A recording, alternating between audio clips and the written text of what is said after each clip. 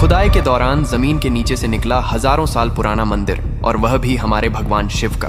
आपने अब तक कई बार जमीन के नीचे से शिवलिंग निकलने की कहानियां सुनी होंगी, लेकिन क्या आपने कभी पूरा का पूरा शिव मंदिर को जमीन से बाहर आते देखा है?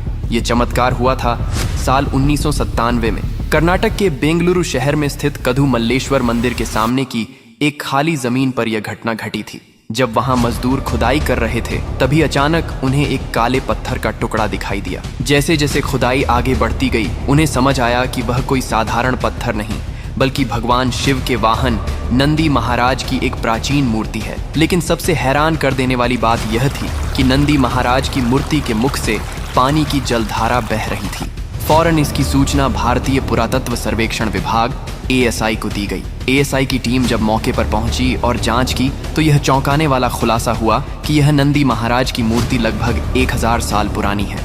विभाग ने यह जानने के लिए और खुदाई को आगे बढ़ाया कि नंदी महाराज के मुख से जो जलधारा बह रही है, वह आखिर आती कहां से है और जाती कहां है। लेकिन थोड़ी और खुदाई के बाद जो दृश्य सामने आया, उसने हर किसी को हैरान कर दिया, क्योंकि नंदी महाराज के ठीक नीचे दबा हुआ था एक पूरा का पूरा शिव मंदिर। उस मंदिर में थी सुंदर नक्काशी, कई प्राचीन मूर्तियां और एक शांत झील जिसके बीचों बीच स्थित था एक शिवलिंग।